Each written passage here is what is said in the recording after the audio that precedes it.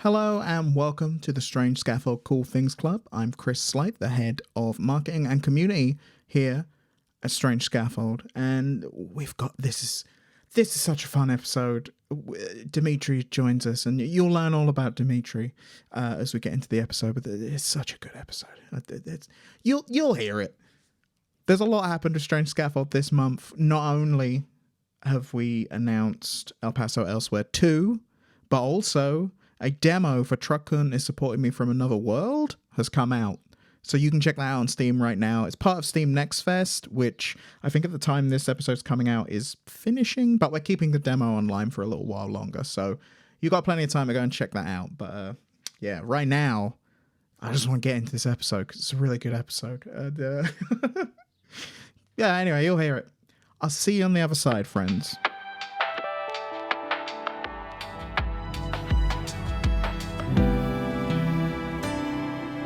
Let's do it. Let's get into it. Getting into the show in and of itself We made of the Cool Things Club, and as always, I am joined by Xalavier and Candace. How you both doing?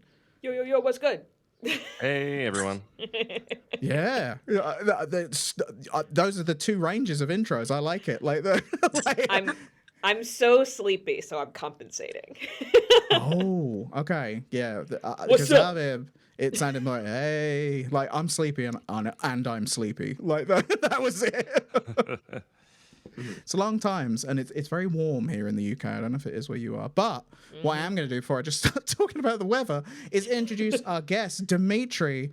Nice to have you here. Hi, How you Demetri. doing? And could you Hi. tell us what you do at Strange Scaffold? Yeah, I'm happy to be on the show. Hi, everyone. I'm glad it worked out. This time, I work as a 3D artist at the studio. I've done some environment art stuff. I came on to support the back end of, or I should say, last couple of weeks of I Am Your Beast. After that, I was the sole 3D artist on Clickholding. I made that spooky man. I've made a lot of spooky men, arguably, for Strange Scaffold. Lots of design of spooky men. Yeah. Yeah, that's really my specialty. I was the 3D character artist on Co-op Kaiju Horror Cooking. I made all the monks and the monsters as well, and the kaiju as well. And now I'm working on Truckun is Supporting Me from Another World and some other projects as well. Well, I guess Yeah. by the time this comes out, that one will be announced. Can we say what it is? Oh, well, I'll defer to Xalavier, of course. I don't want to. What? So, because when is this episode going out? It can go out whenever, really. Like There needs to be an editing time, surely. That's the problem. Well, yeah, there is, but I'm just sort of like if we wanted We're it to live, come remember? out post something and we're live, the but like 8th.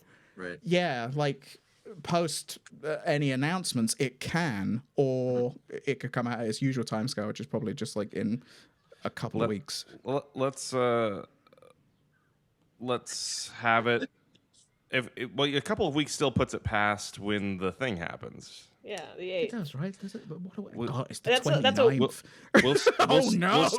We'll Yeah, stop I was like, being it's like coy. a week, Chris. I was like, Hmm. Demetri What is has been time? doing a bunch of really cool stuff on El Paso Elsewhere too. So Woo! We can say it out loud. to this Everyone point, looking at their calendars together. Wait a minute. Yeah, I Are was. we- I was oh, like, when you said it's in a few weeks, I was like, it can't be. And then I just saw a big 29 at the bottom of my thing. I was like, oh no. when I first met Demetri had primarily done a lot of stuff in the educational game space, and among other things, by going deep into making Clickholding as unsettling as possible. I have seen him be one of the most versatile and collaborative artists I've ever worked with in my career. So I keep being like, hey, Demetri, want to do something cool? Do something weird? Do something wrong? And Demetri I think we all goes, started You yeah. want to make a man's meat to drive through? Yeah.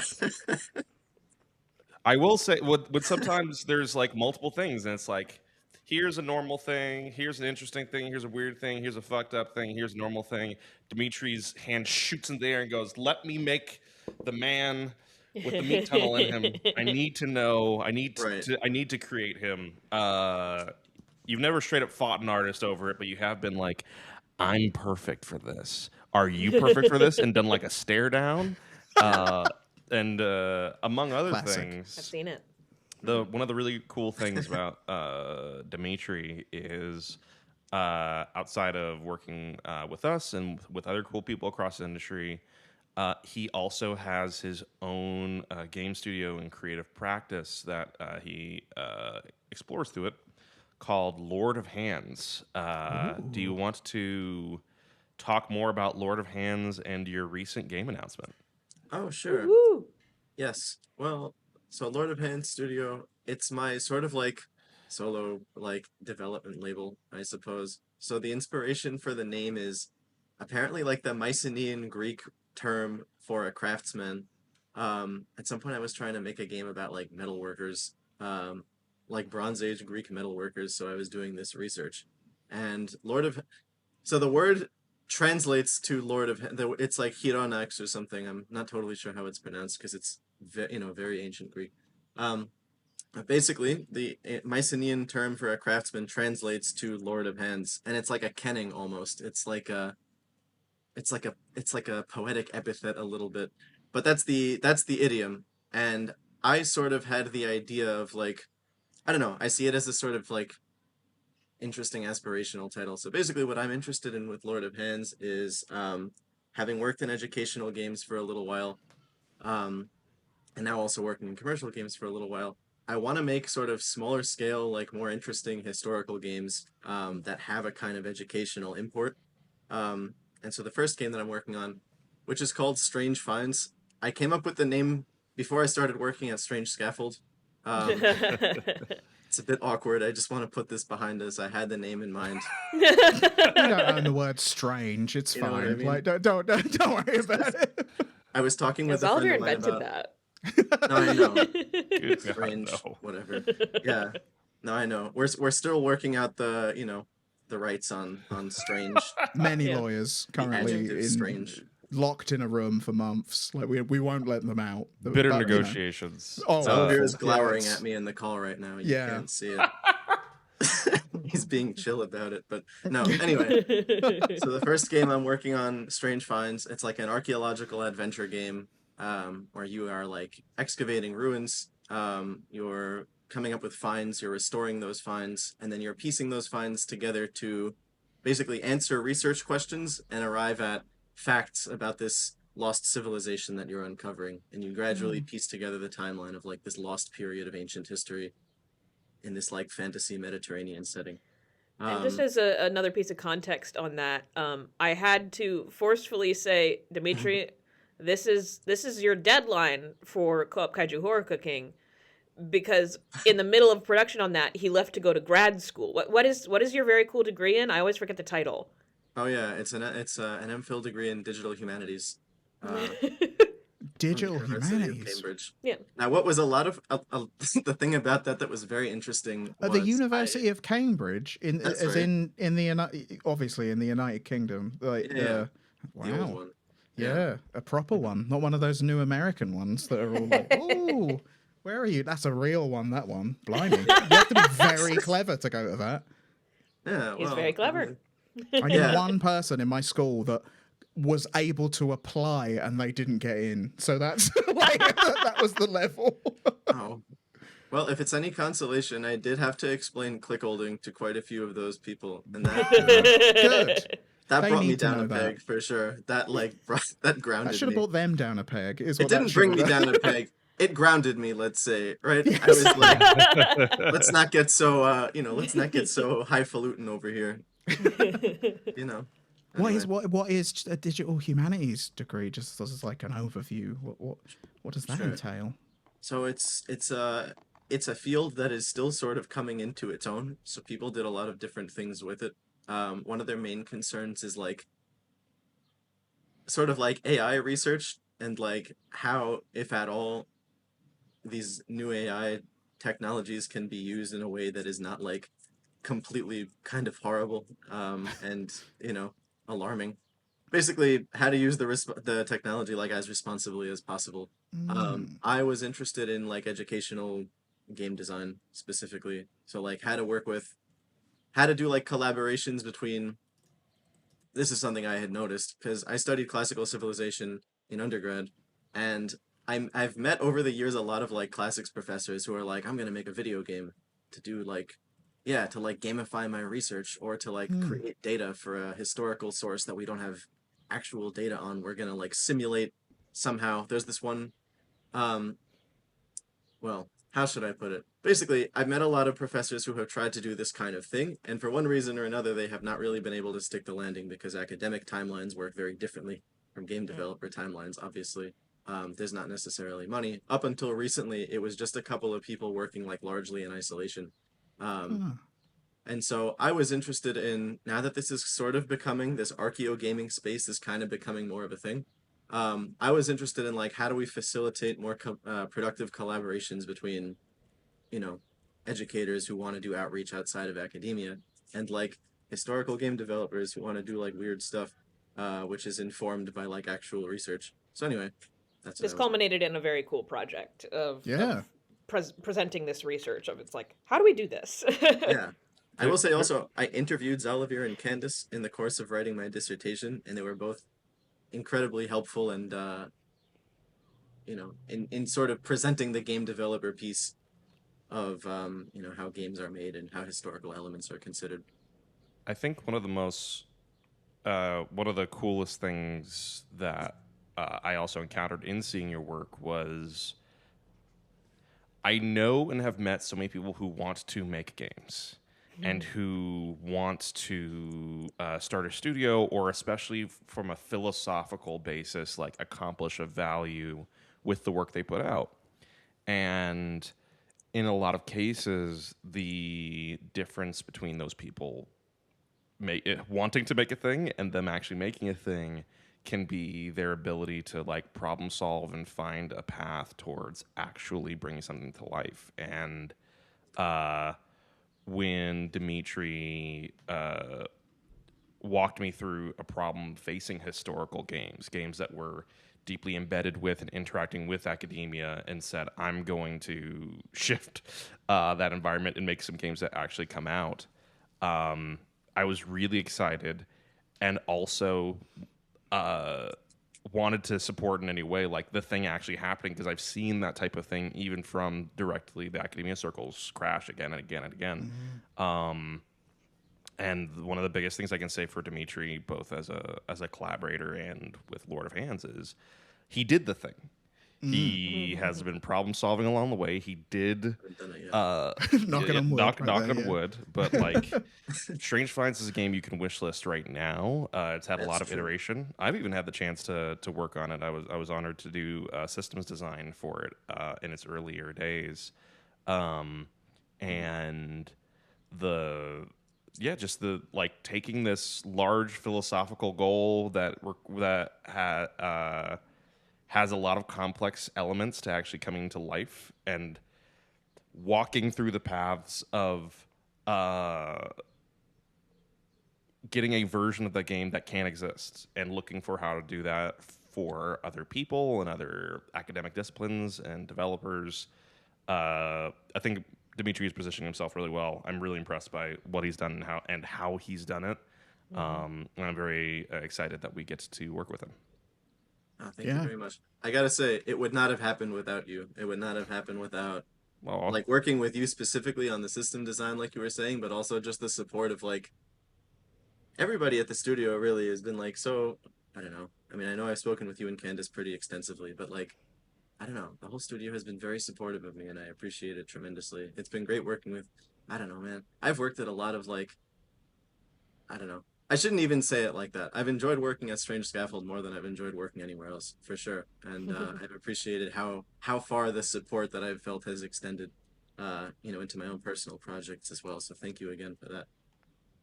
Well, I will Thanks say for what joining helps is that you're incredibly easy to get along with and very nice, and also you do really, really good work. Like just from my perspective, you will weirdly like when you said when you started, it was like, oh, in the last parts of Beast development. I was like, oh, I think we might have started around exactly the same time ish. Oh, you Weirdly, would've, that yeah. was when I Sounds joined. Was familiar. like the last like little chunk of Beast development and stuff like that. But anyway.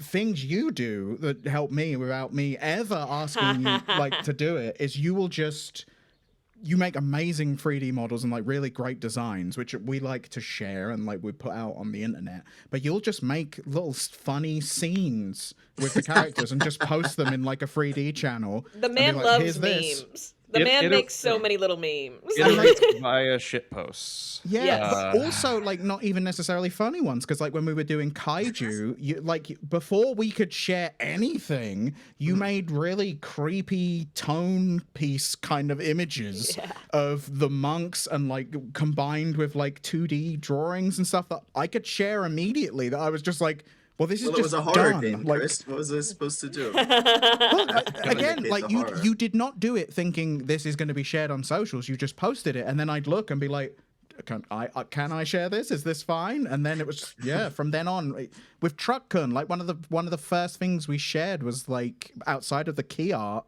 was like just some images you'd taken of just the little truck posed in various positions. And again, this was just you sharing, here's what I've done. But you have such an eye for it, for making little shareable scenes that is just like, again, it's like very easy to work with. You make my life incredibly easier just on that front. So, yeah. Yeah. In summary, we're big Demetri fans. Yes. Big Demetri fans, and I'm often put in the awkward position because of those images, actually, of Demetri be like, hey, does this work? And I'm looking at a monster from El Paso Elsewhere 2, bent over, ass up, really just kind of like staring into what looks like an ant farm or some shit, and I'm like, approved, I guess. The texture looks like it fits what the story needs. So, thank you, Demetri, for your collaboration. Yeah, of course. Happy to help. Oh, dude, yeah, it's always a pleasure. But we're going to get into the cool things that we have in the Cool Things Club, and I'm going to flip the script on everyone and everything and just begin with myself because I'm doing it. Why not? Chris time. Time for Chris. That's my theme tune. Thank you very much. This is Chris's time. Yeah. Hi, everyone. It's me, Chris, and it's my time. Welcome. I'm going to talk to you about The Harry Hill Show, which is a series that you can find easily on YouTube. And it is family-friendly, surrealist, but also very grounded comedy. If you just look up a picture of Harry Hill, you'll see a bald man in a suit, but the suit has a giant like triangular collar sticking out the side of it. He's got a very specific look. Harry Hill really does. Yeah, he really does. He looks like a less jacked version of my dad, which is very disturbing. He does look like your dad. Really? Oh, He wow. does. I did not know. Well, let me So explain imagine to this, you. but like bearded and like twice as wide because of lingering American military muscle. Oh, wow. Just looks like he could suplex a train. Very short. Harry Hill is making me look at an alternate version, nerd version of my dad, that my own dad could compress into a small meatball and eat. So your dad, had he become a comedian in Britain in the 80s? Like, that was what could have been. So Harry Hill is very much a legend in British television. He's someone who, as I said, he's been able to make weird, very surreal, very artistic, very homemade looking comedy, but he's made it incredibly accessible at the same time, where he had at one point one of the biggest television shows in the UK, at a point where television was definitely still as it is now. Like, this was probably only about 15 years ago or so, still on the way out. Like, it wasn't like the biggest thing in the world. He had a show called Harry Hill's TV Burp, which was a show that was on every week, and it was about the TV that had been on that week. So it was an incredibly difficult show to make, but it was incredibly popular. So he'd take like clips from the show and make funny comments on them, whilst also making odd sketches and things like that, using bits of the TV show. And it had recurring characters in it. It had, like, there's a bit before he'd do an ad break, there would always be a clip of someone saying something to the effect of, well, there's this thing or there's that thing from a TV show. Like saying, oh, would you like this drink or would you like this drink? And the ad break it would happen every episode, and you'd know it was coming, that it would then cut back to him going, well, I do like that drink, but I also like the other drink. Which one's better? There's only one way to find out. And then he'd stand up, slam his hands on the desk and go, fight! And then from two different doors, two characters in like homemade costume, like mascot costumes of whatever the drinks were or objects or anything would come out and just start fighting. And like the audience would be like, yeah! And he'd be like, see you after the break. Go on, get him, Martini, or something like that. And then when the ads come back, there was never a resolution. You didn't know who won. Ideal. Yes. Yeah, like it would come back and you'd just be like, welcome back. Now we're getting into the other part of the show. But every ad, there was always an ad break with the fight in it, which was brilliant. And so what I'm hearing is I need to like mainline. I have Harry Hill, and then I switch to Eric Andre, and then Harry Hill, then Eric Andre, back and forth, just for like the most confusing, excellent day. Imagine sort of like Eric Andre in the irreverent sense, because he is it's very intelligent and irreverent comedy that Harry Hill does, but it's also very silly. And he also is what they used to call it in the 80s when he was a stand-up comedian. He worked clean. So like he didn't swear or anything in his act, which means when he goes on television, like a big advantage for him, he was like, I can just do everything I do normally on the circuit. Right. I don't have to change anything at all. Like there's quite a famous clip of him on Letterman in like the early 90s where he kind of works for an American audience. Like there's people laughing, but it's also like I don't know if this is on Letterman, like 90s American, like are gonna get the alternative comedy of the UK, like coming over and doing a thing. Like one of his recurring bits was just after he'd tell some joke, he'd open his jacket, which had a bit of a jazzy lining in it, and go, oh, look at that, they love the lining, and close the jacket. And that was it. And he did that about 6 or 7 times throughout the They love the lining. It sounds like a parody of what British comedy and television could be. Like, in a sense. Down to the name Harry Hill's TV burp. And him making like 2 little mascots fight that never gets resolved. Like this. Yeah.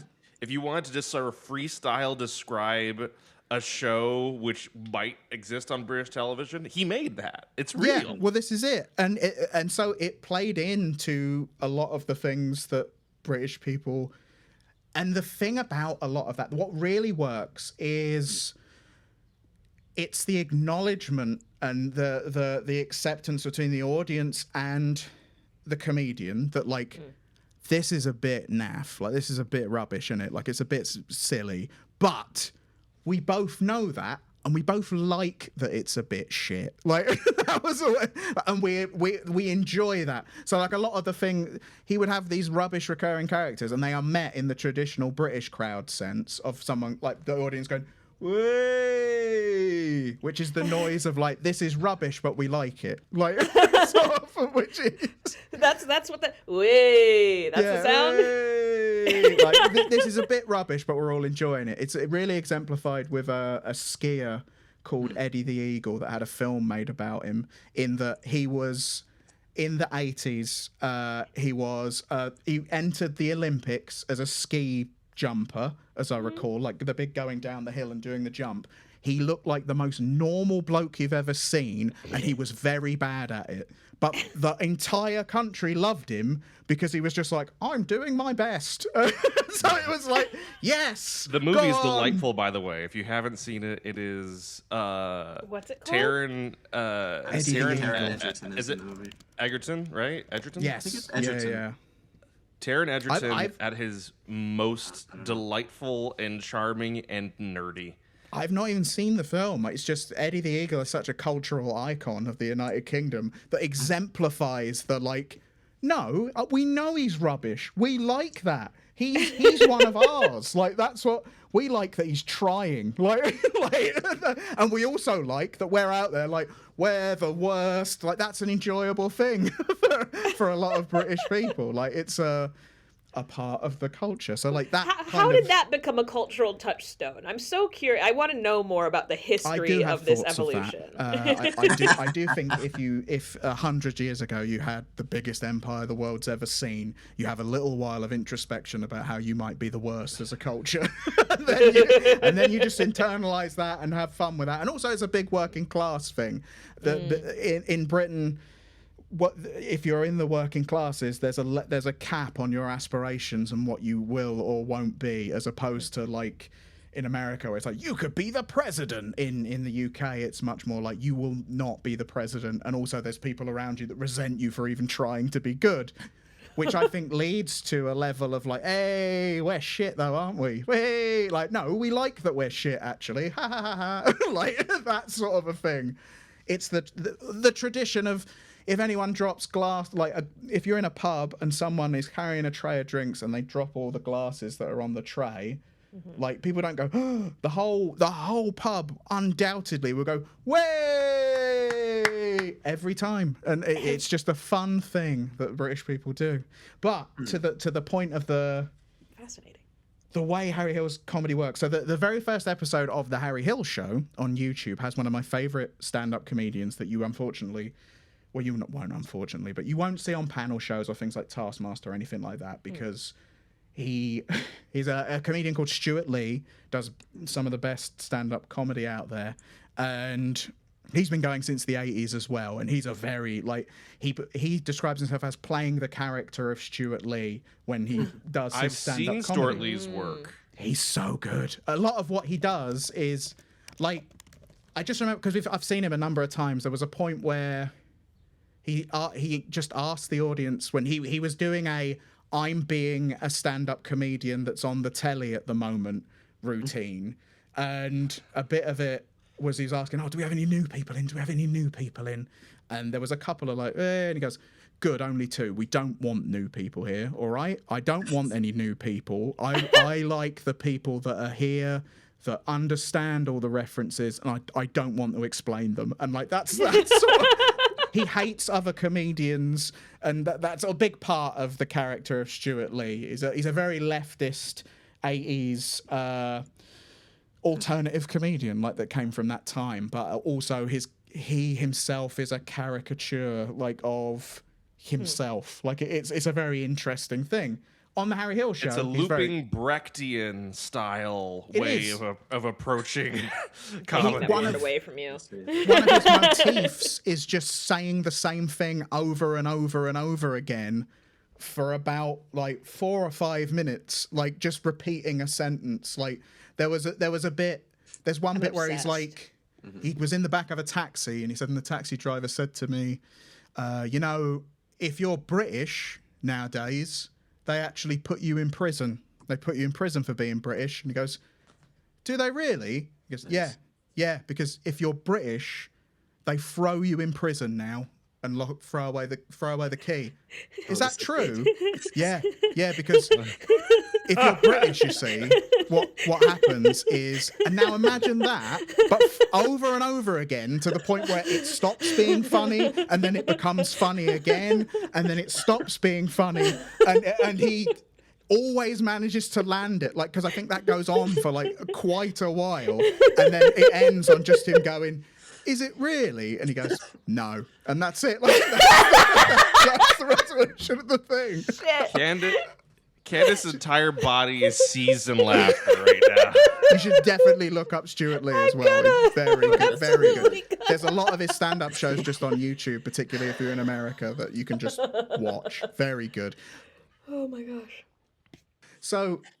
Stuart Lee, he's in the very first episode of the Harry Hill Show, which again is like quite a get, because Stuart Lee isn't, he's always described as one of those comedian, like sort of, he's your comedian's favorite comedian's favorite comedian, sort of stand-up comic.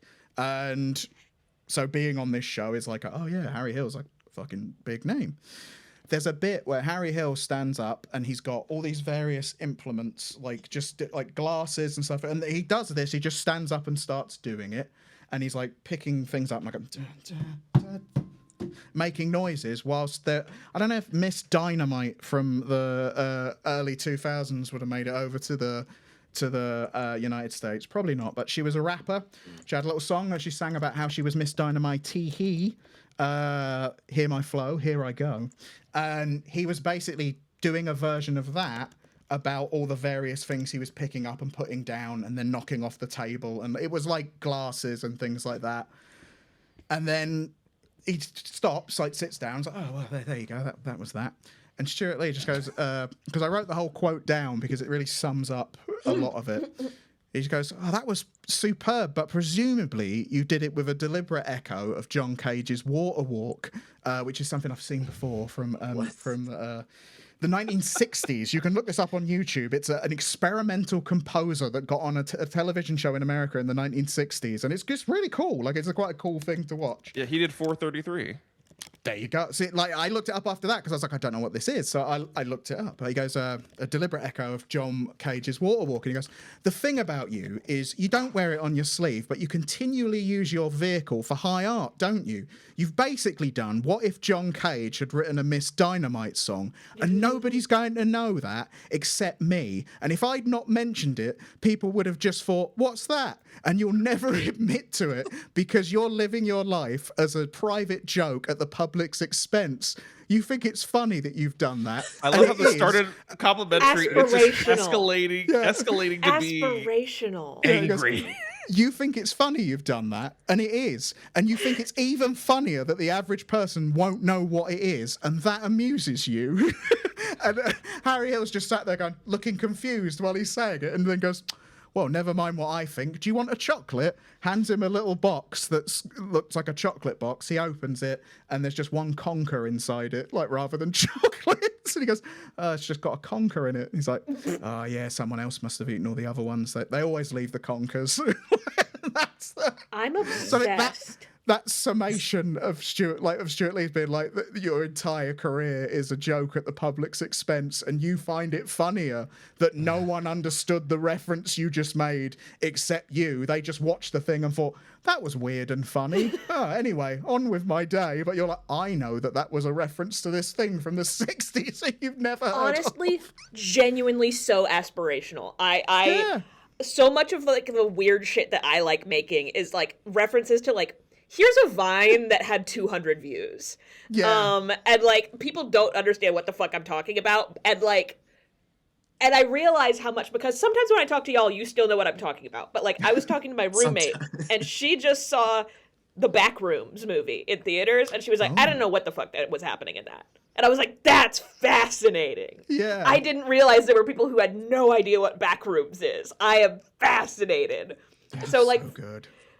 Finding like weird little niches where it's like, I knew about this thing and it was a deliberate reference. Where it's like, yeah, I'm actually referencing the play where it's just a pair of lips the entire time. And you're not going to know that because it's in a weird YouTube poop video. But like, I'm referencing that. Like that is aspirational. And that's the thing. And what makes Harry Hill, because Stuart Lee is very much a like comedian's comedian. You have to go and see him live. He's had some stuff on TV, but not a lot. He doesn't do panel shows or anything. Harry Hill is one of the most successful comedians in the UK and has had like television shows. Like I said, TV Burp in particular has won BAFTAs. It's won television awards. Like it was the biggest show in the UK, all while combining all of this stuff together that makes it so like fascinating and interesting to watch. And that reminded me as well, Candace, you said that when I used to do an improv radio show with my mate, our tagline for the show was funny for us, not for you. And that was our whole thing, that we were just like, no, we're making us laugh, and if you don't laugh, that's better. Like this one's for me. This one's for me. Yeah, we're doing this for us. We're not worried about you or what you think about it. Xalavier, I saw you do your little side squint. What was that question that you almost asked? Oh, sorry. Yes, go ahead. First of all, didn't know I had a side squint. We'll dig into that another time. See, I didn't see a side squint. I just saw that there was a question coming. But, yeah. Question, you mentioned sprinkling in your life all of these references and jokes and commedia dell'arte for you. How often are our conversations just like one big series of running jokes that only you are aware of, that only you know you're doing? Am I a joke to you, Chris? Have you met? Not even just you. Have you met us? Yeah, Have you I was heard gonna our say, conversations? I think that's feel- most of them. I feel there's a reason we all get on so well, and partly it's that. Like, it's a surreal interest in odd things that you then express just as if they're normal and usual. Like, and by doing that, and that's the magic of Harry Hill, by doing that, it does make it normal and usual, and it works, and people enjoy it, and it's like, you've managed that in a very, really clever way. What we're really doing is we're just emphasizing that everyone has rich internal lives. Yes. Yeah, That's especially it. Harry Hill. Yeah. I have a perfect So- follow-up to that theme, Chris, if you don't mind me taking the next one. Yeah, oh, no, not at all. The cool thing this month, talking about the realm of the surreal, absurd, weird, and specifically just, it is so characterized by existing within an internal logic that by virtue of engaging with it, your brain gets altered. And you no longer can engage in polite society. This is like a Lovecraft intro. What is this? Yeah. Wow, the cosmic horror changes you. Like, what is this? This thing is the best thing I have seen to capture the spirit of early 2000s Adult Swim. Because early 2000s Adult Swim is defined by something that I don't... unclouded by nostalgia goggles, because I wasn't allowed to watch a lot of those at the time. I came to them later. Things like Harvey Birdman, The Venture Brothers, Space Ghost Coast to Coast, and Assy McGee is also a big favorite of Good mine. classic. Yeah, If- he's a detective and he's an ass. Right, yeah. And the you can't do that, Assy. His partner is the best part of the show. One of the best straight men on television. But the idea of early 2000s animated adult comedy is, I think there's a particular anarchy that the modern adult animated comedy doesn't often tap into. It is being more generally funny, more generally palatable. It is not as much touching with, interacting with, and dancing across the realms of taboo and good taste and is this funny on its own drummer, because one, that's really hard to pitch and then execute on, and two, it can feel like there's not a cultural space for it. So I adore those shows. I adore anything that speaks to those shows. And I recently, unexpectedly, buried in Netflix, found a show. It's a new show. I want everyone who listens to this to go out and watch it, because if I don't get to see Lawbert's perfect Lawbert, God's perfect law baby, one more time before I die, I'm gonna break something. I've heard of this. And the show I'm speaking of is Strip Law. So you might be like, hey, what's Adam Scott doing after all of the popularity of Severance? He's starring in a animated series alongside the principal from Abbott Elementary, where he's on the Vegas Strip. He practices law, and on the Vegas Strip, no one cares how good you are at practicing law or whether your arguments make sense. It is decided by flash, razzle-dazzle, and the whims of the judge. So Janelle James, Let's go. Janelle James is a professional magician. He is a put-upon lawyer, the son of one of the most beloved lawyers of the entire region. A classic combo. He used to work at the law practice that she founded, but she founded it with Keith David, and Keith David hates his ass. And part of the way he establishes in the very first episode, very first seconds, you learn about Keith David's character and his mom's character, and how they established this wonderful law firm, and now she's dead. And he's like, I took over. You know how I'm making this thing better? I'm fucking firing her son. And everybody in the room goes like, yeah! And that's how he learns that he gets fired. So, Everyone loves it. the main characters of the show are Adam Scott's character, Lincoln Gumb.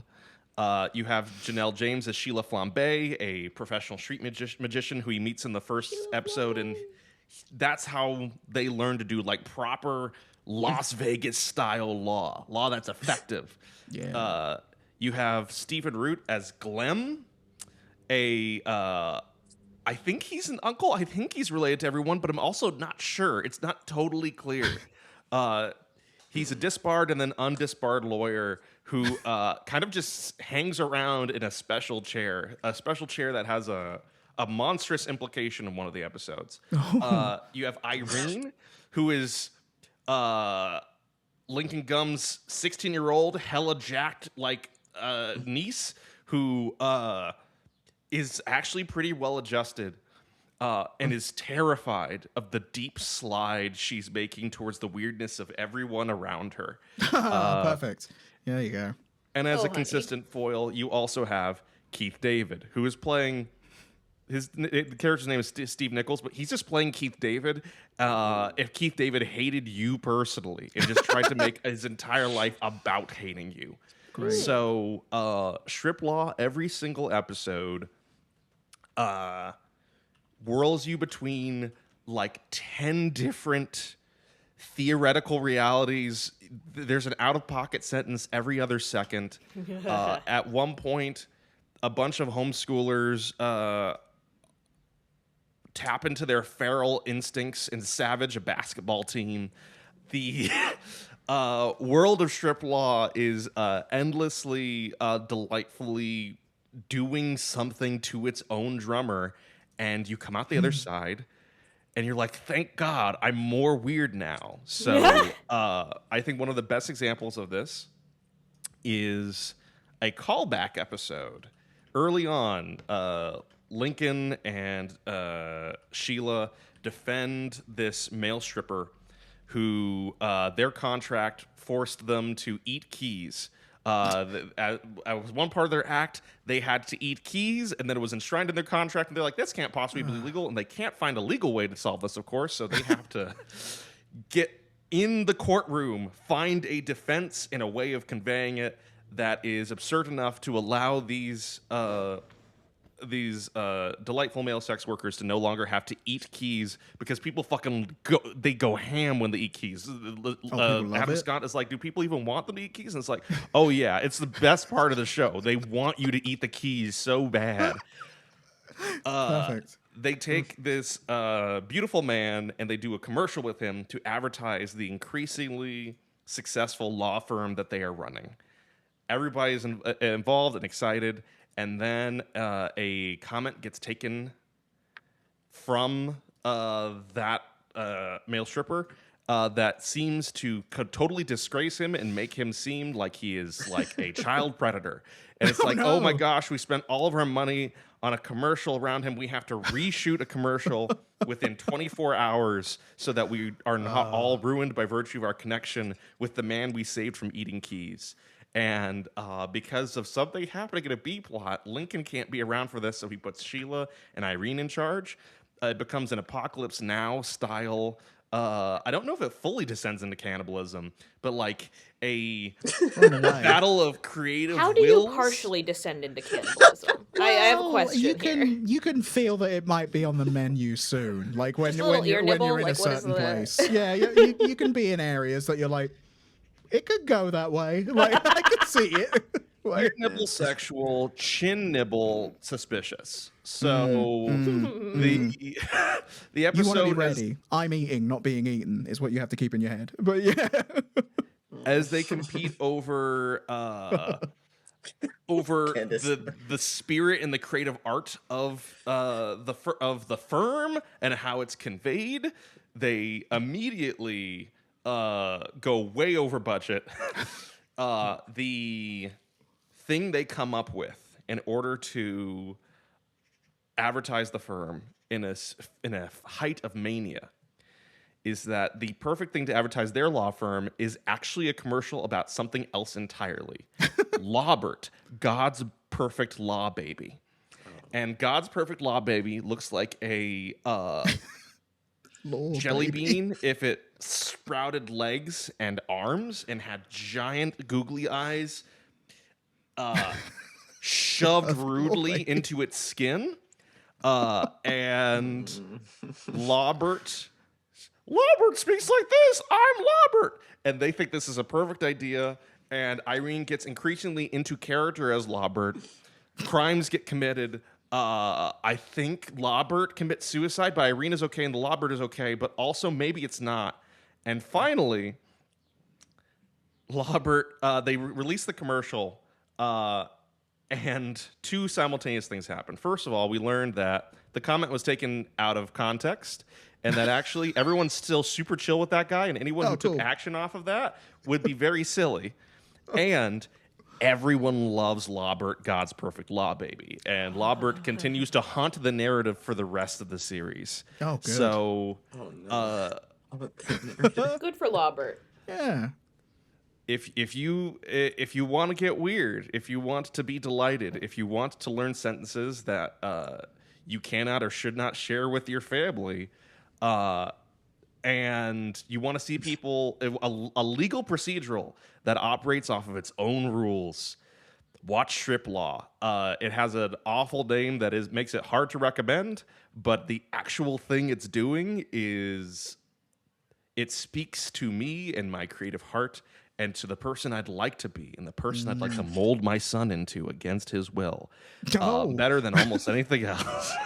Oh, no, not against his will. Right. He doesn't have a will. He's a child. It's complete innocent. And so he can... You can make his will. I'm giving you the most withering look.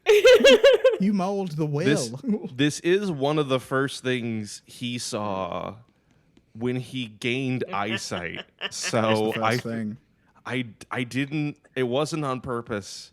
Turned away from his parents. Don't look at us. Towards the screen. I think it was literally Lawbert is one of the first things he saw with his perfect innocent new eyes. Yeah. So once again, aspirational. Yeah. If you would like, when we do the Cool Things Club recording 20 years from now, he'll be on the show to talk about how he got impacted, and you'll see Strip Law was good. Strip Law was good, and by then, hopefully, it has multiple seasons because that's what it deserves. I mean, you sold me immediately at just like early Adult Swim, because I remember seeing that it was on in the UK at like, I think this is the same in the US, at like 1 a.m. or so. It would come. Yeah, they kind of wanted it to be a fever dream. Yeah, it would like be 1 a.m. like Cartoon Network. Now it's whatever this thing is, Adult Swim, and they would mix it in the UK with anime as well. So it's like where I saw like Cowboy Bebop and stuff like that for the first time. It would all be in the same kind of little chunk, but yeah, seeing stuff like Space Ghost Coast to Coast, like they had home movies on there, which like all of that stuff just felt. I remember seeing that stuff and being like, oh, there's stuff for me. Like this is for me, this stuff. I get this stuff. This is great. Like, and I like to speak to how much of a loser I am, and also how much I love stuff. That Tim and Eric was on that block as well. Tim and Eric's awesome show, great job. And I remember the very first time I ever saw it, me like making out with a girl was not a thing that was happening on the reg. But somehow a girl that I quite liked was there, and I was like kissing them, and they were kissing me, and we were having a great time. But in the background was Tim and Eric for the very first time in my life, and it was the bit where the guy just gradually getting distracted for the smooch, being like completely because it was the guy singing the do the do do do do do do do do do do do do. What's your dad like? I want to meet that dad, that guy with his little puppet singing. And I just remember, like, I have a vision of looking over this person's shoulder and just being like, what is this? Like, more than the actually finally, like, kissing someone. Oh, no. That moment of like, wow, this is going to change my life in a fun way. Like, just seeing and being like, what is this though? Hang on, wait. Like, are you seeing this? Is this not as exciting to you as it is to me? Crap. So, like, yeah, I'm completely in and sold on anything that's going to capture any sort of that vibe. So, yeah, that's amazing. I've got to check that out. And not make out with more people is my future. Well, no, I mean, it'll help you. If you're making out, it'll help you focus on the show. You'll get more from strip law that way. Seemingly. But this, yeah, that was such a... Really I internalized remember, law, baby. It really is. It was like there was a light going on behind me when really the light should have been directly involved in what was happening. But it was like, oh my, look. Like, look at this wonder. Speaking of looking at wonder, though, Demetri, what cool thing have you brought to the Cool Things Club? Well, so it's a different kind of cool thing. I have the best kind. Sorry, I don't want to interrupt, but I have awful news. Literally, I came up with my cool thing. No. I was excited. 14 hours ago, they were told that strip law is not getting renewed. What? No. So I'm never going to learn anything else about law. God's perfect law, baby. The first season is not Netflix, why are setting you up. like this? It's not setting up any. It's not setting up any cliffhanger or anything else. You can be enjoyed as a perfect little self-contained thing, but I wanted it to not be self-contained. I wanted it to be real and lasting. It was perfect. Sorry. Well, this is the thing you've learned about has now been canceled. Please watch it in memory of how good it is. This is Maybe the first when time they we've see had to this issue an episode, apology. They'll change their mind. In the Cool Things Club. We're sorry that we recommended something that was immediately cancelled the moment we brought it up. So sorry about that. sad.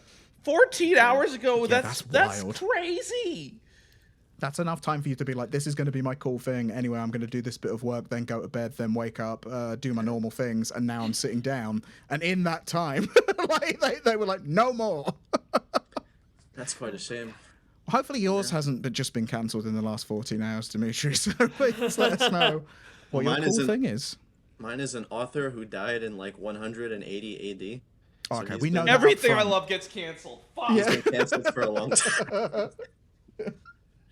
It's fine. Like we know that at the beginning. It's all right. Like No, I they're know. dead. We know that unless they're very old, which I doubt. We would have heard of him No. if it was that old. So He's been he out would of have the been game for a the while. long-lived person. Are But you all Oh yeah, true. Are you all familiar with Lucian of Samosata? No. Okay. So he's an author, like I mentioned. this So is like Lucian- Candace level of stuff. This is the best. These are the best. These are the best cool things. It's always like, here, listen to my pop culture thing, and then it's like, here, this actual thing that you've never heard of. Go, Demetri. Sorry, I'm just Well, here's excited. the thing. So one thing I will do, I will always provide like a strange guy from antiquity. This is my Perfect. contribution. Yeah. So Lucian was a Greek-speaking Syrian from like late antiquity, basically. Like I said, he was active during the 2nd century AD. What's interesting, so Lucian was a satirist. He I don't know, he posted sorry. He was tweeting all Literally over to the it place. on a post. I say it like this because what's interesting about Lucian for me and sort of late antiquity in general is not really for the first time, but it was far enough away from like classical antiquity that they all seemed like a bunch of kind of silly people from a long time ago. Like, all of not just like the gods in Greek myths, but like this sort of established like great canonical literature from ancient Greece as well. It had happened a couple of 100 years ago at this point. And so Lucian is this guy who he's a satirist who's got like a very sarcastic and cynical kind of style. It was sort of in vogue at this point in antiquity. What was called the rationalizing movement was going on, where people were like, if you look at all of the stories with Zeus in them, it kind of seems like he was not a very good guy. We Hang on a should minute. probably not be telling these stories to kids. But alternatively, maybe these stories were not about gods at all. Maybe they're like metaphors for cultivating virtues or whatever. So you get Oh these, wow. So it's in really my, like analyzing and like Mm. working through. It's like what were we talking about? yeah, they're like, well, They were this really isn't into that. actually a story Yeah. of like Hercules fighting like what would it be? I don't know. Or like whatever. Like there's no such thing as a chimera. So obviously, what must have happened was there was a volcano with like a lion and a goat on the skirts of the volcano. Just like this really kind of like in my opinion That's some like good lame. rationalizing. Yeah, Must some have been really that, good right? rationalizing. That's what must have happened. Or like Hercules didn't steal a golden apple from like this dragon that was guarding the tree. It was an allegory for like cultivating virtue Oh and my god, overcoming. they're the cinema sins of Greek myths. No, literally. Perfect. That's exactly right. They're the cinema sins of Greek myth, and for my taste, I don't really care for them. But Lucian's got an interesting Me perspective either. where he goes in kind of the opposite direction. So he's got this story called A True Story. Many people, Yeah, it's been I referred assume it to. is. It's called A True Story, so you know that everything in it is 100% true. That's Mm. Um, good. it's got Yeah, this good at very the interesting outset. introduction. Yeah. In the introduction, he's like, basically, if you're an athlete, it's important to know not just what exercises to do so that you can like put on muscle, but also how to relax your body in a way where you don't lose all your, your gains. He's like, it's the same thing with cultivating like the intellect, basically, right? He's like, there are a lot of established canonical texts where people like went to India, and they didn't go to India because they were talking about like men with faces in their chests and that kind of thing, right? He's like, we This treat sounds like the these. best stand-up I've ever heard. Like someone just walked up on the stage and just opened with that. Like, yeah, I ain't been to No, India. they didn't. Yeah. Yeah. No, it's good. He's like, we treat these things as very sort of special and canonical because they're old, but they're obviously not true. And I think they're kind of, I think that's kind of stupid. He's like, of course, because of my ego, basically, I'm not gonna not be part of history. But for my contribution, at least, I will say right from the beginning that nothing I'm about to tell you is true. Like, I'm gonna contribute my own story to the canon, but I'm gonna be absolutely clear that none of this ever happened. And the rest of the story is like a completely straight-faced account of like the most absurd series of turns of events that he can think of. He's like, one time my friends and I were sailing past the Pillars of Hercules, and we got caught up in a storm and ended up on the moon. Um, we got caught in a Whoa. yeah, we got caught in a like a typhoon on the ocean, and we ended up on the moon. Um, we were captured by, or we were spotted by these scouts who were flying in like vultures that were like 500 meters across or whatever, and they took us to the king of the moon, and he asked us if we spoke Greek because he was Greek also. Um, and then he Conveniently. told us about the political situation on the moon, which was in a civil war with the sun for control over the Morning Star. Here's how we became, and it's just like, so these guys start fighting in the Civil War for the moon, and there are different units that come in. And I think it's very interesting in light of like contemporary discourse about historical accuracy in media, Mm.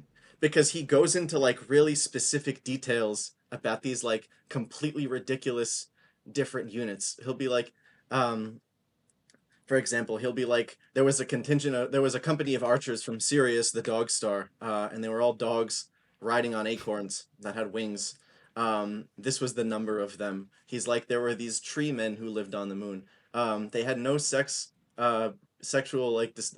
They were all of one sex, and they reproduced by like taking part of the tree, like basically taking one of their like testes and planting it in the ground like a seed, and then That's they how I've reproduce. always done it. So he goes into this, right, exactly. And he's like, the people of the moon had all these like strange cultural whatever. So it's like it's sort of a skewering of these people who are like, again, I went to India and they had these very Yeah. peculiar, you know, and he's just, there are puns in there that like don't necessarily translate very well. Um, but you can see from moment to moment he is just coming up with like the dumbest, like just on purpose the most ridiculous sequence of events he can think of. So once they're done on the moon, they go back down to earth and they're swallowed by a whale. This might Oh. actually be a parody of Jonah and the whale, which would have been known to like Romans at that time. Um, he was from Syria, right? So Mm. not far removed, right? Might literally be a parody of like the Jonah and the whale story. So basically, they're in the whale, and there's this group of like fishermen who are also stuck in the whale, and they're like, there are these fish people who live in here. We got to do something about these fish people. or else, so there's another That's the civil first war. thing. Not get out the whale like these fish people. We got to do something about these guys. Why No, are we they got to do here? something Yeesh. about these fish people. They won't leave us alone. And it's like, well, and then we decided to. It's very interesting. Also, like, there's a sort of. I think of like, do you guys know the like John Carter of Mars novels? No. Yes. Yes. Okay, Yeah. so Well, via the film, if I'm honest. Via Like, the I don't film. know the novels, but basically they were via like, cultural awareness of the film. I haven't watched the film. I just absorb a lot. But so yes, Sure. It kind of. basically it seems kind of like one of these like pulpy space operas, or like we went to this new strange country and there were aliens there, so like we fought them naturally, and then like we learned all their ways and their cultures. Except this was written in the year like 130 A.D., which is fascinating because Yeah. I think it's such an interesting, like, you don't expect it, and he writes in such a like he has like a sort of very dry sarcasm to him, which once again it feels very at odds with the way that people often talk about like people from antiquity, like classical and or ancient Greek sort of literature. He's got another story which is interesting. It's called Alexander the False Prophet, and this is a biography basically of a guy who actually existed in like 2nd century Macedonia, and he created a sort of cult religion around this puppet snake with like a human puppet head that he had convinced people was an oracle of the god Apollo. And he As you do. created this. I mean, if he can pull that off, that means he's that's a charisma roll right there. He No, for rolled a real. 20. Unfortunately for everybody, this guy rolled in that 20 for sure. So it's very so in the introduction to this, he's like writing it to a friend of his, and he's like, I blush for both of us, I confess, because I don't know which one of us is like the worst person for this. You for commissioning me to write a biography of this horrible human being, or me for very excitedly, going to the task and putting it together. This And is this is embarrassing for all- both of us. This is and this this is pretty is cringe of all- us. Let's be honest. This is what Like- he is. Yeah, This he's is like, all this made up sucks. as We well, both like, suck. No, That this one is framing not device made up. is made up. Oh, so that's This one real. is not oh, made okay, up. Okay. They found coins of this snake in like, I forget where, but in like Eastern He Europe minted somewhere. coins of He the minted snake coins with of the the puppet snake. body. There was a Roman emperor who smart. went to this snake for an oracle. An emperor for went there advice. and was like, "Tell me, snake," and it's just a man like, "Well, I will tell you." No, literally. Like- Oh my gosh. And this one is interesting because in all his other stories, Lucian he's got like dialogues of the gods as well. And this is very interesting. So he's got, they're basically like little skits that he's written between the gods. And it's like, so for example, do you guys know the story of how Dionysus was born? Sorry. Not off the top of my head. No. I'm always But coming go into on. meetings and saying shit like this. Yeah. It's true, and I kind of do. Yeah. Well, basically, so once again, it's very silly things that happened a long time ago. So the story of Dionysus's birth is that Zeus had an affair with another mortal woman. She insisted on asking him to reveal his true form to her, and he was like, "I don't want to do that because you'll die." And she insisted. I don't know. Right. So he turned into lightning, which was his true form, and her house explodes basically. Yeah. Yeah. But can't she's make love Like, to pregnant babe, with no, I want to Dionysus. see you, babe. I want to see you. Yeah. I really don't think. You really should not. Yeah, it would be quite bad for Everything's all of on us. fire. Yeah. So she does not survive, but the baby, basically, Zeus notices that the baby is still alive, so he sews him into his calf and raises him to, Adds up. yeah, until he is able to be born again. Where is she gonna So- put him? So one of Lucian's dialogues of the gods is, Xalavier Basically- looks so upset by that. Hold on. Please look at this face. I'm sure. Yes, It- what are your Yeah, I'm thoughts? just thinking through it. Okay, no, I'm Yeah, good. you don't like the leg baby? No, You're I here mean, for you got- law baby and not leg baby? Yeah, exactly. You can't Law, like law one baby and hate the knows other. how to practice law, knows loopholes. Leg that baby will knows save how to you. run because that's all he's experienced the entire Yeah. time. Yeah. Or at least being party to rapid movement. Like it's like I like to think Generally the arms and legs associated are with hanging out movement. of a. There's a face just in a calf, and then there's little baby arms and legs just hanging out. Right. Anyway, that's how I Yes. imagine it. Like They a flap little around screen as he of us. moves. That's what I'm imagining. But anyway, Yeah. Crank for your leg. So this one dialogue is, Hermes is standing outside of Zeus's room while he's giving birth, basically. Because logically, if he's pregnant in his calf, he's gotta, gotta push get the the baby baby out. out at some point. Yeah. So Hermes has just stood outside his room, and then Poseidon shows up, and he's like, "Hey, I'd like to meet with Zeus. Is he available?" And Hermes, who's the messenger of the gods, is like, "Oh, no, you can't really meet with him right now." And he's like, "Why? What's going on? Is he sick?" And he's like, "Well, he's not sick exactly, but he's a little busy at the moment." And he's like, "Oh, I see. He's got Hera in there." And Hermes is like, "No, she's that's not what's happening." And Poseidon's like, "Oh, I see." So he's got Ganymede in there. He's got his little like serving boy in there, and Hermes is like, "No, listen, why don't you come back another time?" And anyway, it sort of like progresses a little, and then eventually it comes up that like Zeus cannot come to the door because he is giving birth, which is ridiculous. Giving birth from his calf to Dionysus. Anyway, this kind of thing. I He's can got a see why story. Dionysus got really into wine. Yeah. I just love like that he's Dionysus. I find taken Dionysus that fascinating. concept of like the historical, like the ancient story of like, and then obviously, and then he put it in his leg, and there it was. And anyway, moving on, you're not going to get to ask any more questions about this, and this is just No, what it it's is. very. And then he's like, well, hang on a minute. Why don't, this is quite humorous. Can we not run with this concept and be like, so how did that Well, you work can't out run. exactly? There's a leg baby. You can, well, that's what I'm saying. The arms and legs just flap around when they're running. You say, like, that's Yeah. what I'm imagining. Baby. He's got another one where Hermes and Charon, who's the ferryman of the dead, they have like a rapport in Greek mythology because Hermes brings souls down to the underworld. Charon brings them, across the river into the underworld. But there's a scene where they're just like going over their like expenses together.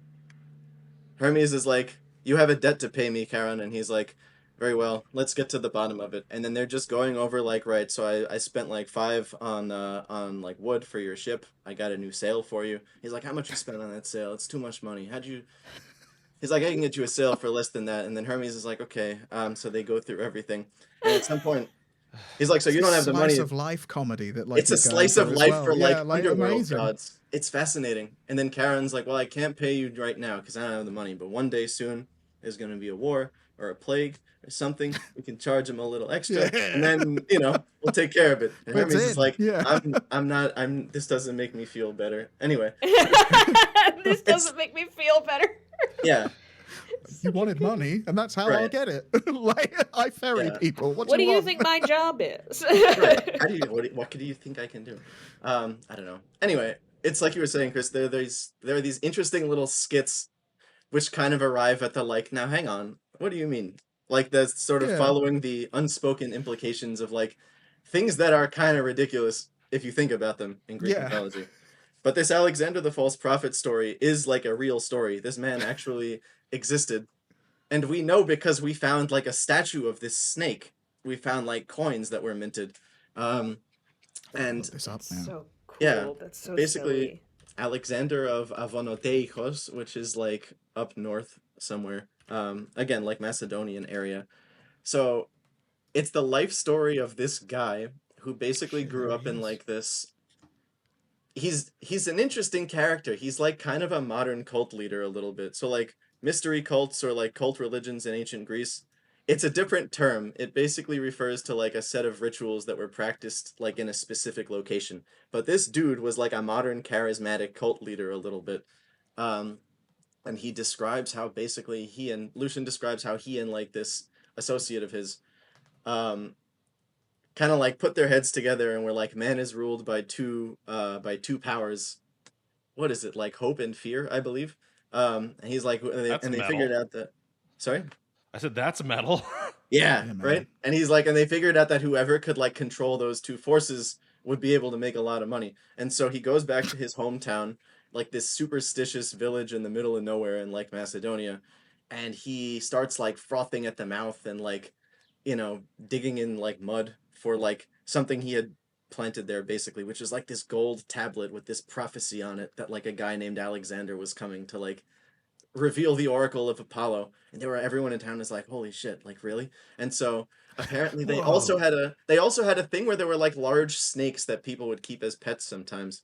So he got one of these snakes and he made like a head, out of like canvas or whatever, and he had like little horsehair strings attached to it so he could control its mouth. and he had this like dark room constructed where he would sit in the back with the snake, like the real snake, like coiled all over him, but the head just kind of like under his hand. And people would ask him questions, and the snake would, he would like ventriloquize or whatever. He would give like answers as if from the god. Um, and it's kind of creepy because he describes him as like if anybody met Alexander, they would see him as the most like, good, sweet, naive, like even plain and ordinary guy in the world. But he was a man of like consummate evil and cruelty. And so you see, It's what you're just describing Woody Allen. Like this guy is just Woody Allen as a cult leader. dear God, With a yeah, snake. yes. With a snake. That's the important part. Yeah, or that's the addition. Yeah, basically, yeah, second century Woody Allen. And what's really interesting about this is so you see his like reach start to grow. People will send him requests for oracles, and he'll send things like back, like not in the mail, but like the equivalent. I don't know, like messages would travel overland. And so what's funny about this is at some point Lucian gets involved. He stops just documenting this from afar, and he's like, "I decided to expose this man." And wait, he this- Hunter this- S. Thompsoned it. And wait, Like- so just to be very clear, he was writing a biography of a guy who was not in the past, but was in the present, Existing, currently yeah. doing crimes. I was assuming he was Right. in the past, like was what this No. was. That's And the then he thing. goes It kind of full- starts out that way, but he gets involved. He's like, I decided that I couldn't just sit by. I had He's to on the expose campaign this. trail. He's doing it. Like it's full Hunter S. Thompson. He's like, I'm gonna go see the prophet and the god No, and the that's snake. right. Like, yeah. Because Lucian's my whole thing, gosh. he does this elsewhere. He talks about like basically superstitions that people have, or like, I don't know, the kind of guy who's like, I hired an Egyptian man to get rid of the ghost that was haunting my basement. He told me this technique for how to, and Lucian's like, that's ridiculous, like this kind of thing. So he's doing it again. He's like on his thing again. He's like, I decided to start sending letters to the prophet where I would send him 6 instances of the same question and get 6 different answers back, right? Like this kind of Investigative thing. journalism. Like Literally like, investigative journalism. He's like, Yeah. I started, he's Wild. like the way, I don't know, he's like, people would remark that the messages had been sent back to him with the original seal still, like people had been they got their messages back with the original seal still on the envelope or whatever. So the oracle must have just known without even he wouldn't have even had Didn't the even open opportunity it. to read. Yeah. And Lucian's like, did you know that if you heat up a needle, you can just go under the wax and then you can put the wax back on? Come on, Anyways, guys. yeah. Get it together. This is easy. Oh my gosh. And it escalates to the point where like he actually meets Alexander in person, and he is like almost killed by some of Alexander's associates because they This like could put be a him. like this could be a game. Just saying. That's what Like, I'm saying. Yeah, like, this would be really cool. Yeah, Just but to come anyway, clean yeah. with it, I've been trying to advocate for some kind of Lucian video game for like most of the last 10 years, I gotta say. We've already made a guy sitting in a dark room that you've modeled. We could just have like a. Goodness I was sake, literally yes. picturing sort of that, but in a tent, and with this snake coiled around him with a human head. Like, Yeah. that's yeah, that'd be cool. But yeah, anyway, yeah. Yeah. No, but So I he don't know. meets him. So he meets him, and once again, he's got like, so he meets with Alexander, and once again, he's like Woody Allen. He's like very unassuming, nice guy. He's got like lots of people around him. He's like, I'm really sorry there was that like misunderstanding between us or whatever. So they talk it That's out, a and threat. Lucian's, That's just a Yeah. threat. that's a threat. And he's like, we've Yeah. even arranged transportation for you to get back to where you were coming from. So Have you? thanks very Yeah. much. Hope there's no other, hope, like, I'm glad that's all behind us. And so basically on the boat back, he notices that one of the guys on the boat has started like sobbing or something. And so he asks the guy what's going on, and he's like, he's like, Alexander paid us to kill you, basically. To like throw you overboard and never speak of it again. But Oh. the Is guy Lucian, like, beloved? Do people like know, or do people I like? don't know. Is he like someone like he's doing these writings and are people reading them like at the time? I would imagine. Like, is it? So, Would they be yeah. like, we like you, Lucian? Like the work He you do also is could have really just good. been such a chill dude. Oh, maybe they just liked him. They met He's a him and pretty was just like, chill "This, dude. he's such a nice guy. Like, I don't want to do this." So Lucian has some accounts of like his early life. I was just looking through it earlier. The Wikipedia page for Lucian describes it as basically it is difficult to to like determine biographic details about this guy because even though he sort of wrote biographies, they are like extremely sarcastic. Uh, and it is unclear how much of it is a bit and how much of it is like things that actually happened to him. Basically, he's Yeah. so irony pilled that you literally can't tell. Oh my god. he's Yeah, literally it's so like, who irony knows? filled in the 2nd century AD that like it is like we don't even know the details of this man's life. It's just like this is an interesting thing about like because you assume. I think it's also it reminds me of the same way people think of like elderly people, where or like as you get older and you see younger people being like, we've invented this new thing and you don't understand the new thing, and you're like, of course I understand the thing. What are you talking about? And like to pass that back all the way to so long ago, and it's like they had irony and sarcasm. It's like, well, of course they did. They were people, like but you don't think of it, like you don't connect it because of the way the writings and everything in the past are. There's And how none of so many that. people talk about it, and like the people Yeah. who have the access to like the things you're talking about and like Yeah. who study it are like, well, this is my life. I take this very serious. Yeah, It's like, this isn't a joke. A weird goober. Look at Yeah. this weird goober. Right. I think I recall that he like worked as a lecturer for a little while, and then he ended up being like a Roman government official stationed in Egypt or something. So like Oh wow. people knew about this guy. He had like a bit of a following. Or wait, I always conflate him with this other guy. Like the details of his life. Yeah, he may have become a traveling lecturer. Anyway, yeah, traveling lecturer ended up becoming like an official. So people knew about him. I don't know He whether went on to speaking events, as many of us do. Like it's Right, yeah. like it's yeah. yeah, he made a living. So I don't know whether the guy on the boat had like seen his, his podcasts or whatever. Saw his Yeah. TED talk and didn't want Yeah, to exactly. kill it. Yeah, I was like, he's a good guy. Like, yeah. What would be the Greek equivalent of the name Ted? Like what would that be? Like, Theodoros. It's like Theodore. there you go. Like, It's you a saw Greek that? name. Like, yeah. Yeah. Like, that's so cool, man. Like, genuinely, I am just sitting here thinking, like, you could make a really, like, we've talked about reusing stuff. Like, there's a man in a chair, and we could determine truths from him, whilst also in a very sinister situation with this snake because I was picturing the puppet and like how because of the way that magic and whatnot would work in those areas. As soon as you said it was a dark room, it's like, yeah, that's what it always was. You'd go in really low candles so you couldn't see anything really. People except still the do that vague. now. You That's just have what a I'm saying, shitty like, it's- webcam, and it's the same. But you know what I mean? I'm immediately like, you oh, have, that'd you be have fun. a bad webcam and you say, you know what? Women. And then No, it's In not that bad voice. webcam. This is lots of people with the exact same Shure microphone sitting in a horrible set that looks like a Ugh. brown and green living room. Like it's man. yeah, they're all there. But anyway, that story's What if we fascinating. get the click over I'm just like, I podcast? want to know what Is this- happens. Like I want to see what goes on in this, and also was immediately, just because this is obviously your area of interest and expertise, I was like, that could be a game. Like I could really see the like trying to piece together truths out of what's being presented to you, but in this really creepy scenario, whilst the person's like meant to be beloved and nice and like, but you find out all these truths, and yeah, that'd be great. And you could do it all in one room. But anyway, yeah, cool thing, very cool thing. Very cool thing. Yeah. I now just want to know more of that story. I did look up, I Googled quickly, like for the snake, and there is just a straight up ancient They statue found of a the statue snake. of this snake. Yeah. Yeah. Like the real thing. Like, and people are like, yeah. The idea that like it got so big that a Roman emperor went to the snake and was like, snake, you gotta tell me. Like, snake. Snake. Colonel. Tell me, snake. Like, another fun snake- thing about that is also like it could be that he really believed in it, or it could just be spreading his bets. That's one of my favorite things reading about like ancient prophets and prophecies in general, is that sometimes like a king would be like, so I know about 3 cults. I know about roughly 4 religions during my territory.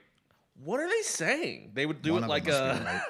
they would do like an aggregate panel sort of thing of like Family Feud of being like, okay, and do we go to war? Yes. The Okay. Roman A Emperor lot of you Steve seem Harvey. to agree, and some of you have claimed that there's miracles or something. yeah. Okay. Just taking on bits of advice. I'm gonna go have a snake guy quickly, because we go before I'm we gonna go to run war. a Twitter poll real quick and see Yeah, if just with all the prophets, like, and just see like, does this seem like a good idea? they're mostly saying yes, like, and I'm feeling yes, so let's do it. I just Like, needed a little vibe check. Did we check their That was subreddit? it. Okay, got it. yeah. What did the snake do? Like, it was thumbs up. They had thumbs. It did something. I can't. It's This one very Did they dark. have? Yeah, How like, does a it's very snake- dark in there. I didn't know what was going on. Like, it was something. What's interesting about That's this so too, cool, man. since you mentioned other other religions and that sort of thing, because he's writing in the 2nd century AD, like there are Christians at this point. Yeah. And what's interesting about Lucian's writings is you sort of get a sense of like how like the growing religion of Christianity was perceived by like Romans at this time. I imagine they were not. Well, they were eventually, but I imagine at first they were a bit like, hang on a minute. Yeah. It's interesting though, because Alexander has a scene where he's like on a pulpit at a rally kind of, and he's talking about like Christians as a threat to like the authority of his little cult, basically. Or like a snake. Yeah. It's like they've just shown up here and we don't know what they're doing. We gotta get these people out of here. Like when they close their doors for their services, like we don't know what goes on in there. They won't tell us. These people cannot be trusted. I'm not letting that Jesus guy take away our snake. Like, No, it's fascinating. Are you this gonna snake has let? been in our community for 20 years. Right. Are you gonna let the Messiah take away from this guy?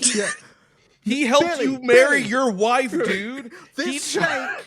You remember what this snake did for you, Billy? But it's like, yeah, he did. He told me to Billy. invest in that building right over there, and I did, and I made money. And you made money, Billy. I don't see Jesus doing that for any of you. Not like the snake. That guy's dead. He's dead. This snake is here right now. The snake is alive. The snake's been here since day one.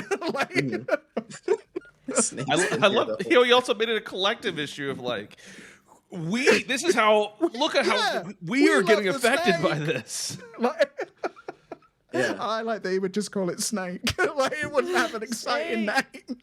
The snake had a name, but I think Must it is have. funnier to just call it Snake. Yeah. You want to talk to Snake? He's just in It's the there. same. Like, Weirdly enough, like this whole story is making me think about. I've been listening to a lot of this podcast called Scam Goddess. And it is a podcast hosted by comedian actress Lacey Mosley, where she just regales her guest with a tale of a scam or a Nice. con, a caper. And like it is so delightful because she's really just she's basically just like, here's my book report on this random scheme, but every single time it ends up being like, and so this person decided that after they stole $2 million that they really just wanted to like kind of be a little bit flashier, so they started just like robbing convenience stores just for fun. just for like fun. just all these weird little like diet like off the beaten And path here's how things they where it's like, ruined it. Yeah. man, you almost got away with it. Why do That's you You keep would've- going? And she's like, it's their career. It's Yeah. their job. Their Would have job got is away with it scam. too if it wasn't for that meddling me. Like, But it's this is making me think of a Scam Goddess episode. It just like, and now let me summarize this yeah, chaos The snake. over a long period of time. that is a fascinating story. Like, genuinely, like that is interesting and has fired the imagination all at once. That is the best kind of cool thing, Demetri. Like that yeah. I want to Great stuff. find more from like this investigative journalist, like going into snake cults. Like I want to know about that. But Fascinating. moving on, Yes. Candace, what is your cool thing for this month?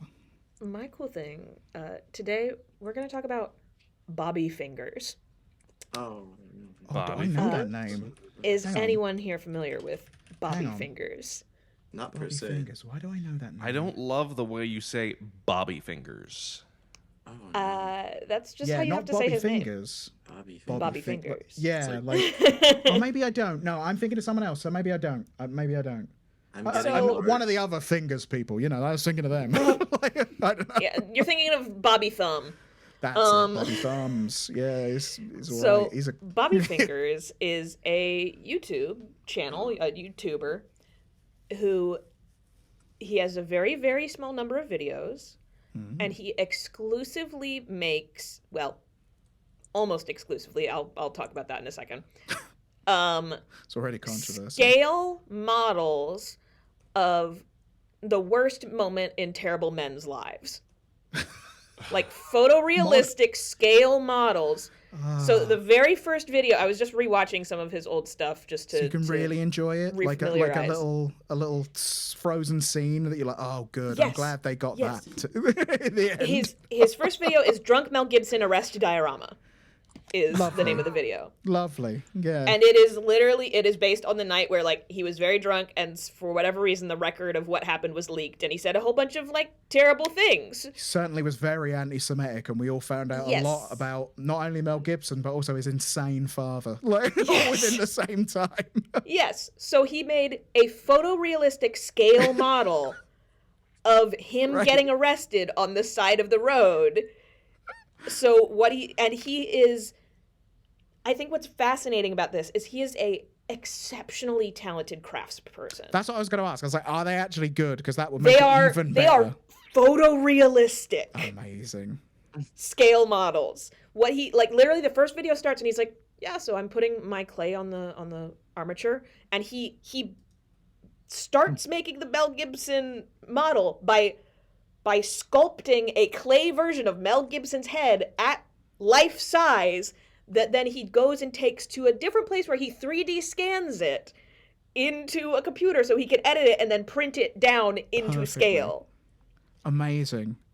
And like there are different ones where like he clearly like works either in the film industry or some like advertising something. Like he has access to lots of different, like, very specific tools and, like, materials that, like, he is making, like, I'm just going to keep saying it, photorealistic. There is a video, I think it's, like, his third or fourth video.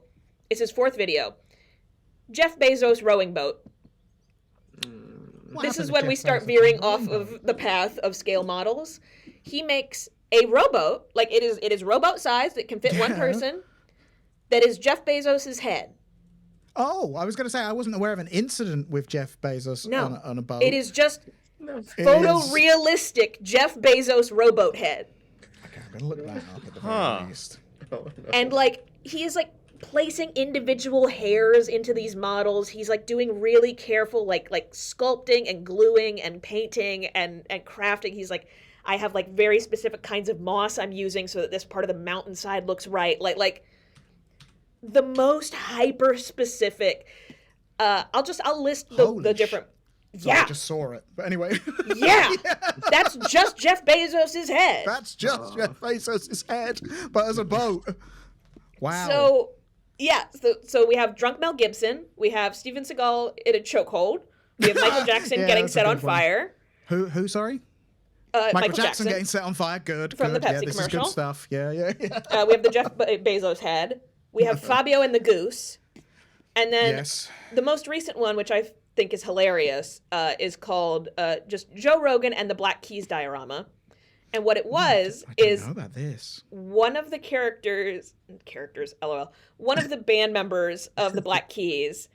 The glasses one, I'm guessing. He's the one that turns up on things normally. God, I don't even know. I have no idea. If I ever see anything, it's the glasses one. And he's like, whoever this was mentioned Bobby Fingers, but couldn't think of his name and just was like, oh yeah, he makes these crazy dioramas. And it's like, this is a cool guy. I don't know what his name is. He's cool. Yeah. And so what Bobby Fingers did is he made a diorama of Joe Rogan's set with the Black Keys people, naming who crafted every single piece of kit in Joe Rogan's studio. Like what design studio and like designer made each piece and never calls the Black Keys guy by name. I went to effort and found out what the things' names were. Like, look at all these things. I also see him, he wraps these things in trash bags and he keeps posting the diorama has been found. Does he afterwards just kind of abandon it somewhere and wait for it is an ARG. Every video is an ARG. Oh, it's even better. There are hints throughout each video. At the very end of each video ends with him burying the object, the thing that he has made, and like it is hours and hours and hours of craftsmanship making this object. And he's like, cool. It's in the woods somewhere. Go find it. Bye. I've left you enough clues. Figure it out. Left you. Including, so why I had to say, oh, he exclusively makes scale models is not just because of the Jeff Bezos rowing boat. Oh, there's more. Is because as part of one of the ARGs, he did write and publish a very long book of erotica. That was a long critical book of erotica. Yes, it was a critical part of the ARG. Yeah, erotica and- tend to run out of steam at a certain point, so a very long one, like, it's Yep. impressive. Did he take a picture of himself for the cover? It I looks like believe he so, did. yes. Just him. It's That's like, just him. this is my erotica. Bobby. And what did he do with that? It just continues to get, every time you watch one, you're like, okay, this is already insane because you are making like scale model, like perfectly photorealistic, sculpted, famous person. A lot of work is going into this. So It's like- much. it's And then he's like- what's happening? But then I think it might have been the Michael Jackson one where it started to get like kind of gross, where he's like, I took horse manure and used that as the base to cast but like, I'm like, why are we doing this? And then he has like a small rap album in the middle of one of them. It's like, where are we going? Like, He just in the middle is like, and check this out, I made this, and then just yeah, the he's beat like, anyway, I starts. went and performed, and like literally it cuts away and you see him like run out on stage at like a big festival and like people like screaming for him, and you're like, where are we? It sounds like a person who, after they completed the main quest, is just doing all the side Yeah. quests and all of the like Yes. They gather left 10 feathers all things. of them. Yeah, like they only did the main quest. Yes, it is. I've only It got is side quests left. fascinating, Like, and he has like this what a very life. dry ASMR voice where he's like, all right, and then I sculpted his head. He has those big ears, and so I'm doing this and that, and it's all that like very like delivery. Yeah. And so it's like, at first it's like, okay, cool. I'm just seeing some like craftsperson work like on this Make a beautiful cool thing. And then you're thing. like, oh, he's sarcastic. Oh, he's funny. Oh, what is going, wait, like in the Mel Gibson video, he spends a long time making sure the cop car is actually like perfectly matching everything that he can find about it. And then he's like, anyway, then I cut the back off of it because I only needed to photograph the front. And it's just like, oh, but you just modeled the whole thing. Why? I only needed to do one bit of it. Like you didn't need all of it. I did it he did the anyway. whole thing, and then he's just like, anyway, I cut it in half. Yeah. So it's Might as well do it right. there has been a handful of interviews with him, and it's like, apparently he has been internet famous in the past in some degree, but he won't say from where or in what. Smart. And I think there are some people who figured it out, but I don't want to know. No, yeah, I'd agree. That'll destroy the fun. Yeah. This is the equivalent of Spider-Man 2. We all need to lower Bobby Finger's mask and let him fade back into society. Yeah. And, Leave and him if you be. mess with him, you mess with all of us. Because this Yeah. this is the internet, baby. And then we chuck stuff at I don't know, the Green Goblin. He's a bad man of history, Probably. the Green Goblin. Like, yeah. Bad man of history. The Green Goblin. At his lowest ebb when all of New York are just chucking crap at him. He's like, oh, come on. So I highly recommend watching Bobby Fingers. I was saving this one yeah. for you, Demetri, because I thought you'd appreciate a craftsperson obsessed with really weird men. Thank you so much. Yeah, Fucking cool. it does seem like the kind of thing I would enjoy. I see he has the Steven Seagal chokehold diorama as well. Yeah, that it's Fabio and the Goose is good. The thumbnail's really good because you can see the scale model with like realistic skin that he made of Fabio getting hit in the head with a ballistic Oh, Yeah. something. yeah. Oh, I was gonna say I no. can't tell what this is exactly. Oh, that was from a MythBusters episode. So he took the thumbnail from a MythBusters episode, or at least an Adam Savage. I believe he did that one in collaboration with Adam Savage. Ah. Oh, okay, that Yeah, explains yeah. it. Yep, Yeah, Tab that said, one- that "Thank one you was for done in inviting us along collaboration." on this adventure." Yeah, what an It- episode. God Wait. damn. There's At so many Tested. good... Thank you for inviting us along on this adventure, and also for that amazing barbecue dinner. So they went to know. absurd trouble doing this entire goose thing, and then at some point, Bobby Fingers made them a barbecue dinner that we just have to imagine and Yep. think about. Oh, yeah, that's... I think it might be in the after. video. It's been a minute since I watched this one. That was for them. Oh, like, it was like we're gonna have some fun now. Like, you know, It's the fingers are off. Like the it's fingers like- are off. Yeah. Oh my god. But yeah, watch more Bobby Fingers. I also Yeah. popped into his Patreon just to see if there was anything new recently, and there's something from April 17th. So it looks like there's a new something thing on coming the out way. soon. You're just in Ah. time for more Bobby Fingers. Yes. Great. I want to know what I'm bad so excited. man of history I can just watch at their worst moment. That's a good concept. Like I like that. That I'm just like, oh yeah, good. Like, Just like perfect scale models of it's like, yeah, so this is when Michael wow. Jackson got set on fire. And it's like, Yeah. oh, okay, yeah, I guess you potentially can. comic, a good moment for all of us to look at and be like, oh, okay. Like, yeah.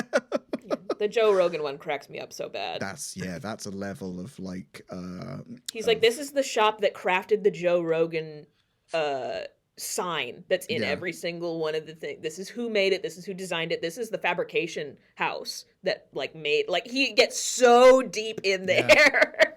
he bothered to actually look bothered. things up before he made his thing, as opposed to potentially Glasses guy from the Black Keys who couldn't even be bothered to just look at his phone and find out the name of this person that he was referencing.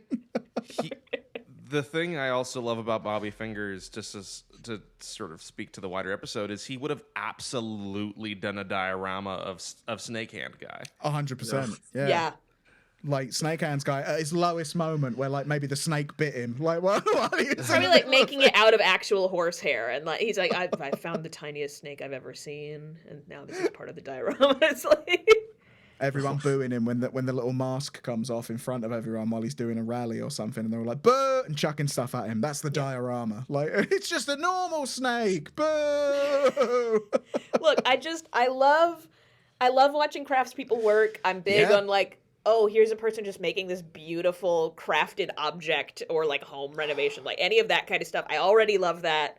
Obviously, I like comedy, and then like watching the two come together in just such a weird way. I never know what to expect in one of these videos. No. Ever. The ARG element is brilliant as well. As soon as you added that little extra bit on the top, I was like, oh, perfect. He buries them somewhere and people can figure it out. And like, if they get there first, they could just own it. Like, it's there. They just have it. Yeah. It's just theirs now. I am watching That's one of so these like in good. the background over here, and every so often I look over. I'm like, why is he at a gym exercising now? Like, what's happening? Yeah. Yep. And he he's just being does filmed stuff. with professional grade cameras the Yes. Oh, entire it looks time. nice as well. Like it's like, yeah, he's got no He effort. does a pirate bit. Yes. He goes off of the Jeff Bezos thing and he's digging and there's a treasure box and he's not holding that camera. I would thought this would be Scrappy. No, someone is holding a film grade camera. Yeah, like, they've got a red camera there. Like Like he's like, ooh. absolutely like somewhere in the film industry, and like it is so, but so, and like he's also like insulting some of the people helping him sometimes, where he's just like, yeah, this fucking guy, I can't believe he did all this. Anyway, he loaned me his studio for 72 hours straight so that I would be able to and it's just like, what is happening? I bet this is one of those things where it'll be like, oh, it turns out George Lucas was funding all of this, or something like that. Like that level of like a guy that hates Hollywood that's got tons of money that's just like, yeah, sure, I'll give you some money and cameras. Yeah, go for it. Okay. like, and then just off you go. I bet it's How that. I much bet have you practiced that George Lucas impression? every now and again. He just Like, yeah. pulled it out. It was really good. It's like a Yeah, poem. listeners, you cannot see the look Yeah. of delight on Xalavier's face right now. He just lit up. Oh, yeah, so action, like, go. Like, and I get Yeah. the laser swords. And Yeah, then that's they, good. they- I love this. like, George, why are you calling it a laser sword deliberately, even though you know it's called a lightsaber because you called it that when you wrote it? It's because you're a funny man, and I can't wait for you to write a biography. I'm sitting here waiting for that. It's going to be fascinating because he hates Hollywood and he hates the system, and I'm like, I want to hear about it. But anyway, it's not about the hypothetical George Lucas book. It is the really cool thing. There's been so many cool things in this episode. There's been such a good this is a cool episode. Yeah, thank you very much. But yeah, we should wrap this thing up because we are right on time. Demetri, where should people find you? Excellent question. So once again, the studio is called Lord of Hands Studio. I have an Instagram that I've been sort of strangely, I don't know what's happening. I've got to fix the Instagram, but we are on What's Instagram. happened? We are on TikTok as well. We have a website that's just a regular website, lordofhandstudio.com. Yes, That's so smart, Demetri. I'm on. What Because do you mean? Wait, do you know what you made me think? You made me think I've got to go and look at that Instagram now because I'm like, well, what weird things happening with the Instagram? Now I know exactly what I'm going to do with our Instagram because I've never known. Now we're going to do something weird with it, and I'm just going to go, I don't know what's happening with the Instagram. That's such a good idea, Demetri. That's very good.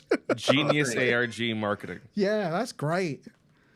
All the Yes. links will be in the description for the episode, by the way, for the game, so people can go and wishlist it, and all of the Demetri-based links that you Go wishlist Strange Finds. Yeah, You go should. wish list Strange Finds. Shit. I've been Wow. working real hard on it. Well, everybody, I already see some yawning. I'm right there. Go take a nap. Yeah. Go take a nap, everyone. All right.